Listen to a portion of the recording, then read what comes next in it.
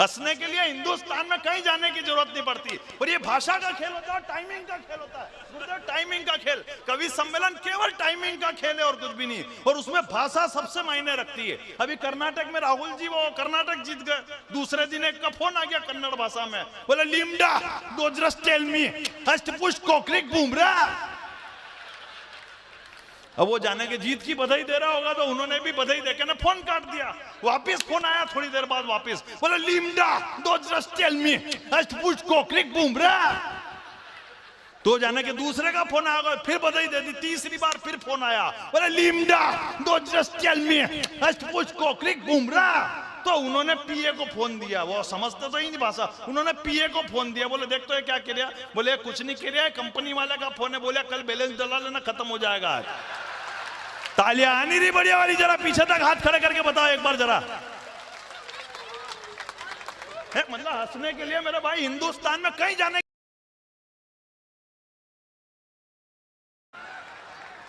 Confidence होना चाहिए कि। और आज भी मंत्री जी बेटे बताना चाहता हूं, आज भी कॉन्फिडेंस के मामले में मेरा नंबर, पूरे देश में कॉन्फिडेंस के मामले में मेरा नंबर दूसरे नंबर पे आता है, क्योंकि पहले नंबर पे अमित शाह वैसे ही बैठे हुए हैं। सही कह रहा हूं, वो जमी दिखा के आसमान जीत लेते हैं। बात अगर पहुंच जाए तो बड़ी तालियां बजा देना कि वो जमी दिखा के आसमान जीत लेते हैं, वो तारे दिखा के चांद जीत लेते हैं। और कौन समझ पाया इस देश में आज तक अमित शाह को, वो 2 राज्य देके हिंदुस्तान जीत लेते हैं। और क्या भगवा उड़ाया था केंद्र के चुनाव में। हमारे यहाँ तो डोकरी मर गई थी एक चुनाव के टाइम पे, ऐसे डोकरी मर गई, इधर हंडी जल रही। देखना लहर कितनी खतरनाक थी मोदी जी की, कि वो ऐसे डोकरी मर गई, इधर हंडी जल रही, उधर 5 औरतें छाती पीट के रो रही, अम्मा हमें भी साथ में ले जाती, अम्मा हमें भी साथ में ले जाती। अचानक 2 मिनट के बाद वो डोकरी के हाथ हिलने लग गए, पांव के पंजे भी हिलने लग गए। तो सबसे पहले तो वो औरतें चुप हुई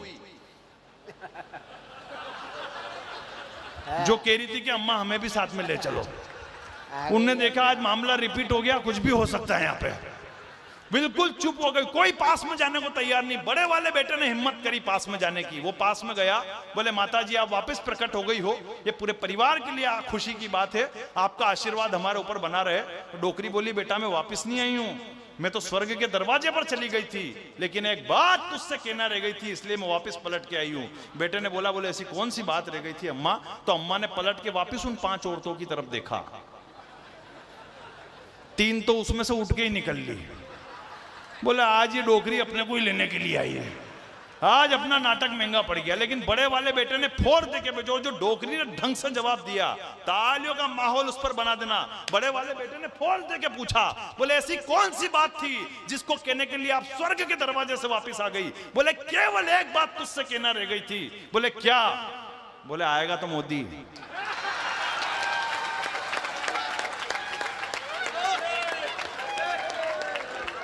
जरा बजानी है तो बढ़िया वाली बजाओ जरा।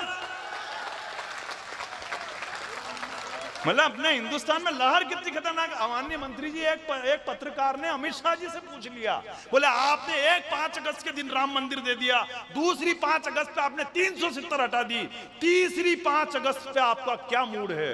अब उस दिन रविवार था, अमित शाह जी भी मस्ती के मूड में बैठे हुए थे। उन्होंने कहा आज इस पत्रकार की ले लेते हैं, आ जाओ। उन्होंने पत्रकार को पास में बुलाया, बोले तेरे को पता करना है कि अगली 5 अगस्त पे मेरा क्या मूड है। बोले हाँ। बोले केवल 4 पंक्तियां सुन, और वो 4 पंक्तियां अगर अमित शाह की आपको लगे कि अगले 5 साल में ये होना चाहिए तो पीछे तक के लोगों की तालियां देखना चाहता हूं। और अमित शाह जी ने पत्रकार को बुलाया और केवल 4 पंक्तियां कही कि चाहे लाख रख ले तू तीर तेरे कमान में। अगली 5 अगस्त पे उनका मूड बता रहा हूं कि चाहे लाख रख ले तू तीर तेरे कमान में, बस तिरंगा ही लहराएगा अब तेरे आसमान में। और 400 सांसद तो भाजपा के ही होंगे, आने दे चुनाव आपके पाकिस्तान में। कॉन्फिडेंस वाली बात, मैं कॉन्फिडेंस की बात करता हूं। और जीवन में उद्देश्य पूरा होना चाहिए। मेरा भी उद्देश्य पूरा हुआ है। मैंने जब से 18 की उम्र पाई है, मैंने आज तक कभी ऐसी किसी पार्टी को वोट नहीं दिया जो मेरे देश को नुकसान पहुंचाए। और याद रखना, मुन्ना बेटी ने कभी भी 20 रुपए किलो के लिए 20 रुपए किलो टमाटर के लिए वोट नहीं दिया है। मैंने जब भी दिया है राम मंदिर के लिए वोट दिया, और मेरा वो सपना पूरा हुआ है।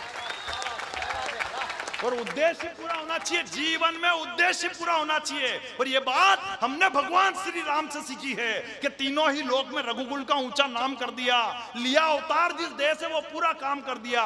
भगवान श्री राम के तो चरण ही अपने आप में कमाल है, हकीकत कह रहा चरण ही अपने आप में कमाल है। कौशल्या के आंगन में रखा, प्रजा भक्त हो गई, अहिल्या की शिला पर रखा, श्राप मुक्त हो गई, मिथिला के स्वयंवर में पहुंचे, सीता राम में लीन हो गई, दंडकारण्य वन में पहुंचे, धरती असुरों विहीन हो गई, निषाद राज की कुटिया में पहुंचे, मित्रता अपार हो गई, केवट की नैया पर बैठे, भवसागर के पार हो गई, सबरी की कुटिया में पहुंचे, असुरों की धारा उमड़ गई, हनुमान की हथेली पर रखा, भक्त की कीर्ति दुनिया में बढ़ गई, सागर के तट पर रखा, रामेश्वरम की नींव गड़ गई, लंका की धरा पर रखा, लंकेश की नींद उड़ गई। और आखिरी लाइन पर आपकी संवेग तालियां उठे कि जो रखा कदम लॉकडाउन में दूरदर्शन पर, तो उस गरीब की टीआरपी बढ़ गई। जो रखा कदम लॉकडाउन में दूरदर्शन पर, तो उस गरीब की टीआरपी बढ़ गई। माननीय मंत्री जी, जब लॉकडाउन के दौरान रामायण आ रही थी, मेरे पड़ोस में एक बुआ जी है, वो मेरे से बोले भला हुआ इस कोरोना का जो राम जी के दर्शन करा दिए। मैंने कहा ये तो अच्छा रहा बुआ जी, आपको कोरोना हुआ नहीं, वरना यमराज के भी हो सकते थे। लॉकडाउन के दौरान तो कई तरीके की स्थिति, समय की अपनी मर्यादा है, मुझे समय का भी ध्यान रखना है, लेकिन समय की अपनी मर्यादा। लेकिन अकेले बताना चाहता हूं कि लॉकडाउन के दौरान कई तरीके की स्थिति हुई। जब लॉकडाउन के दौरान रामायण आ रही थी, लॉकडाउन के दौरान नवरात्रि आई थी बीच में, लॉकडाउन के दौरान मैंने हिम्मत करी, मैं कॉन्फिडेंस का कवि हूं, मैंने हिम्मत करी घर से बाहर निकलने की। मैं जैसे ही घर से, मैंने कहा आज माता जी के दर्शन करके छोड़ूंगा। मैं जैसे ही घर से बाहर निकला, तो हमारे यहाँ गांधी चौराहे पे 2 लट्ठे पड़े पुलिस वालों के, लेकिन कॉन्फिडेंस का कभी हिम्मत नहीं हारी। मैं घर पे जैसे ही माता जी के मंदिर में पहुंचा, माता जी मंदिर में थे ही नहीं। बाद में हमारे यहाँ पशुपतिनाथ का मंदिर है, मैंने कहा चलो इनके दर्शन कर लो, भोलेनाथ जी भी मंदिर में नहीं। हमारे यहाँ फिर बस स्टैंड पे बालाजी का मंदिर है, मैंने कहा चलो इनके दर्शन कर लो, वो भी मंदिर में नहीं। आखिर गांधी चौराहे पे फिर 2 लट्ठे पड़े और वापस घर पहुंचा। बाद में जैसे ही अनलॉक हुआ, तो मैं शिकायत लेके माता जी के पास पहुंचा। मैंने कहा माता जी, मैं 2 लट्ठ खा के आपके दर्शन करने आया था और आपने मुझे दर्शन नहीं दिए। तो माता जी बोले कि बेटा फुल लॉकडाउन लगा हुआ था, किसी के भी घर में रुपये पैसे की कोई कमी नहीं आ जाए, इसलिए मैं लक्ष्मी का रूप धारण करके लोगों के घरों में विचरण करने चली गई थी। उसके बाद में भोलेनाथ जी के पास पहुंचा। मैंने कहा भोलेनाथ जी, मैं 2 लट्ठ खा के आपके दर्शन करने आया और आपने मुझे दर्शन नहीं दिए। तो भोलेनाथ जी बोले कि बेटा मैंने सर पे गंगा विराजित कर रखी है, किसी के भी घर में पानी वानी की कोई कमी नहीं आ जाए, इसलिए मैंने नगर पालिका का काम संभाल रखा था।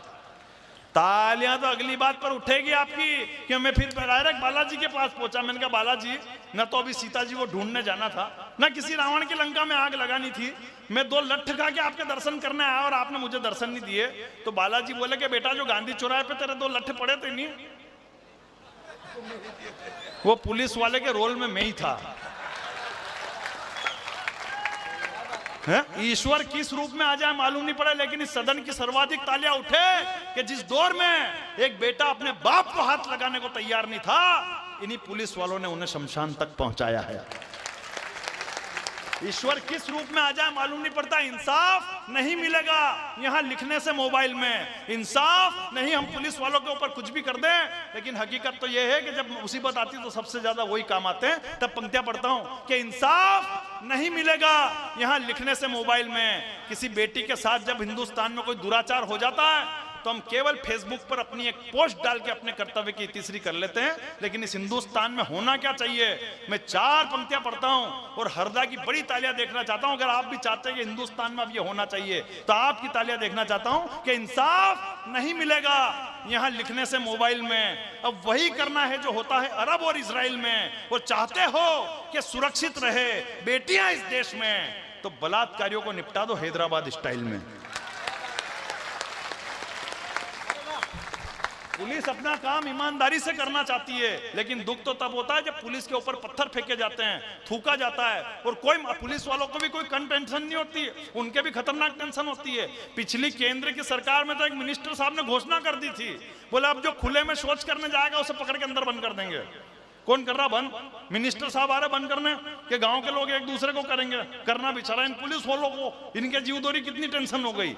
सुबह 5 बजे मुखबिर का फोन आएगा कि भेड़िया खेत की वागड़ पे बैठा आके गिरफ्तार करो। ने वो अगर ढीले ढीले पहुंचे ने भेड़िया निपट ले तो वाह क्या और ज्यादा टेंशन, उसको भी लोन सबूत भी तो को ने वो अगर थाने पे जाए बात नट जाए कि ये मेरी है ही नहीं। हंसने के लिए हिंदुस्तान में कहीं जाने की जरूरत नहीं। हम तो क्या डैमेज कंट्रोल वाले लोग हैं, सही कह रहा हूं, हकीकत कह रहा हूं। मेरे मोहल्ले में राम कथा हुई, अपने यहाँ हिंदुस्तान में डैमेज कंट्रोल सबसे ज्यादा होता है। और हम कवि क्या है, हम सब डैमेज कंट्रोल करने के मामले में माहिर है। आज तो खैर ये भाजपा का कवि सम्मेलन है, जी का कवि सम्मेलन, मुझे कोई टेंशन नहीं है, लेकिन हम कवियों के बहुत ज्यादा टेंशन होती है। 90% कवि भाजपा वाले होते हैं, और उधर राजस्थान में कांग्रेस की गवर्नमेंट है, उधर हम जाते तो हमारी हालत खराब हो जाती है। सही कह रहा, जिस आयोजक को देखो वही हमको होटल में आके चमका के जाता है। राहुल गांधी के खिलाफ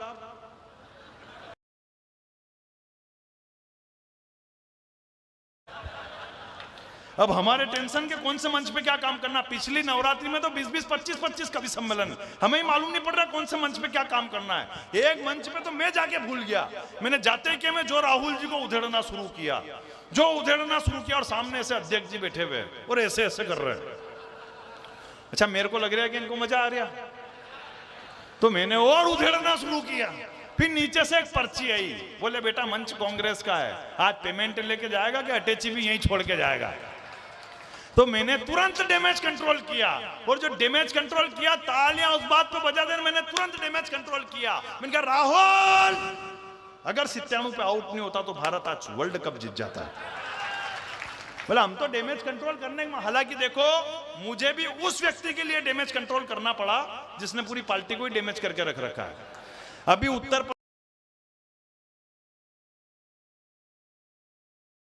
अभी उत्तर प्रदेश के चुनाव में राहुल जी ने मंच से घोषणा कर दी, बोले मैं पांडव हूं, बाकी सब कौरव है। मंच से घोषणा करी, बोले मैं पांडव हूं, बाकी सब कौरव है। तो पूरे बीजेपी के लोग उनके पीछे पड़ गए, बोले कैसे कह दिया अपने आप को आपने पांडव, कैसे कह दिया अपने आप को आपने पांडव। तो राहुल जी ने पीए से पूछा, कौन थे रे पांडव,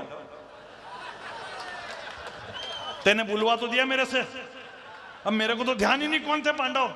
तो पीए ने बताया सर ये पांडव जो थे महाभारत के एक पात्र थे। बोले नहीं, दिखाओ मेरे को कौन थे पांडव। आखिर कार्यालय पे टीवी मंगाई गई, टीवी के अंदर महाभारत चलाई गई। अब संजोग से वो वाला दृश्य चल गया, इधर पांडव मुंह लटका कर बैठे हुए, इधर द्रौपदी की साड़ी खींची जा रही, ऊपर से ऐसे करके भगवान श्री कृष्ण साड़ी दे रहे। तो ये दृश्य देख के राहुल जी को गुस्सा आ गया, बोले ये क्या दिखा रहे हो मेरे को, एक महिला की साड़ी खींची जा रही है और ये 5 मूर्ख मुंह लटका कर बैठे हुए हैं, कौन है मूर्ख।